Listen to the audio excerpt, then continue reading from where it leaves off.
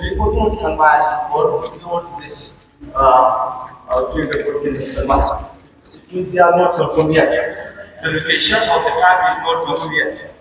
And the dog See, Council, the United Nations Convention on the Law of Sea states that the economic zone of Juristan is 200 nautical miles. This area can be used by Juristan for economic purposes in conformity with international law. Furthermore, consistent with the United Nations Convention law, this area is extendable to 360 nautical miles. This is based on the structure of continental shelf of the state. So it is extendable to 360. As per whatever the case we have here, it states that the incident happened approximately 340 nautical miles, right? You are saying it might be 340 or a bit above or a bit down, Yes. right? So maybe what if it is within the range of this 360 nautical miles then? No, This comes under Juristan, right? no, so then we apply, then we move toward theory of floating island, international theory. It says that a floating island suggests that when a ship carries the flag of any state is on the high seas, it carries the same rules and authority as if it is on its own land. This means that the country's laws and control will apply even in the middle of the ocean. Your Honor, if any state wants to take cognizance of any offense committed on the ship, then that ship must carry the flag of that state. But Your Honor, this ship is registered in Dilaram. So it's obvious that it's carrying Dilaram's flag. So all Dilaram is categorically having jurisdiction to trial this offense committed on their ship. Yes, Mr. Counsel. You are saying that Dilaram has this jurisdiction, but as per the facts, Dilaram is right now is not in the condition to try this matter as an ongoing war is going inside that particular territory with Eurasia. So, what are your thoughts on that? Yes, yes, Your Honor, it is. They are in active war. But Your Honor, is this occupation is accepted by international law? Of course not. So if it is not, it is occupation is not accepted by international law. So it means Dilaram is having jurisdiction. Trial this matter. Then, what about the international humanitarian law? Because whenever the wars are going into any country, the international humanitarian law is applicable, and in that particular concern, the domestic laws have an impact. So, what are your thoughts on that too? Okay, Your Honor. Then we move towards nationality. The victim and accused were the nationals of Naina. So then the jurisdiction will move towards 9 because nationals or the offense, they were not nationals of Juristan, neither the offense committed in Juristan's territory.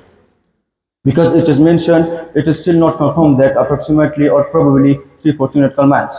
As a defense counsel, it's furthermore than I think 380 or 400 nautical miles. Yes, Mr. Counsel, you are referring to the point of 340 nautical miles. Can you please brief us about what exactly is the continental shelf? Yes, continental shelves is from coast to 12 nautical miles. And economical zone is from the coast till 200 nautical miles. 200 nautical miles is exclusive economic zone.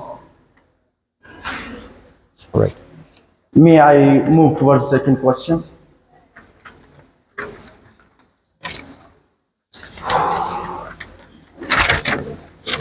Council, are you signatory to the Law of Sea Convention? Yes. So, have you read the Law of Sea Convention? Yes, of course, it is The Law of Sea, let me enlighten you in this regard. So, the Law of Sea Convention cites that if the consequence of a crime extends to the coastal state, then the crime is triable by that coastal state. And Juristan is that coastal state. What do you say about it? as Your Honor, as I said earlier, that the location of the offense is not confirmed yet. The prosecution counsel is not confirmed where the offense committed. You are trying to mislead the court regarding the facts because the facts are clearly mentioned that it has been occurred within 200 nautical miles and that comes within the local jurisdiction of the Juristan. But Continue. we have Continue with your next argument. the second question is whether it was murder considering the circumstances or not. Your Honor, they were compelled to commit the act of killing Dilozen Kazalbash due to the dire circumstances they found themselves in while stranded at sea. Your Honor, the crew was faced with an immediate and life-threatening situation. They were stranded at sea without any means of obtaining food or water, and no rescue was in sight. With each passing day, the danger of their lives increased. The next one is lack of alternatives. Your Honor, the crew had exhausted all other reasonable options for survival. They had no access to fresh water and their food supplies had run out. The nearest land was too far away to reach on their own, and they had no communication or navigation system to call for help. Your Honor, the act of killing Dilozen Kazalbash was a proportionate response to the dire circumstances they faced. By sacrificing one life, they sought to preserve the lives of the remaining crew members.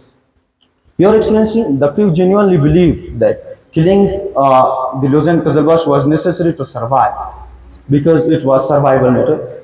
They were under extreme physical and emotional distress, which affected their decision-making abilities, and they had no intent to commit murder. Your Honor, the crew did not act within malicious intent. Their primary goal was to survive and not to harm the Lausanne beyond what was necessary for their own survival. Your Honor, the crew was under desperate situation and the physical pressure, the circumstances forced them into making difficult decisions for the survival. Counsel, if you are thirsty and you are dying of thirst and no fresh water is available, you are going to kill someone and drink his blood? Your Honor, it was not individually. It was matter of public. As there were group three people, and further, the Lausanne Kazalbash was in coma, means partially dead, and he was too much weak. He may not survive within almost 2 or 3 days. Do you have any authentic defense to provide in court for your defense in this regard? No, Judgment, any citation? I have just arguments because there is no judgment. What about mens rea and actus rea? What's mens rea? Mens rea is a guilty man, And what's actus rea? and it's the act of What if there is no mens rea but actus rea happens? Is it punishable or not? mens rea. If there is no guilty state of mind but something happens, an action occurs, is it Yes, punishable? then it will not fall under 300 ingredients. No, is it punishable or not? I may not assist the court with this matter. The next question. May I move towards the next question? Before proceeding towards next thing, you said that they have taken the life in the aspect of necessity, but they have taken a life. That means that the aspects of 300 as well as 302 are affected. Moreover, what are your thoughts on morality? What is right and wrong in this circumstance? Yes, Your Honor. As I mentioned, it was matter of survival and public matter, not individually. And the Lausanne Kazalbash was partially dead. He was in coma. If there were not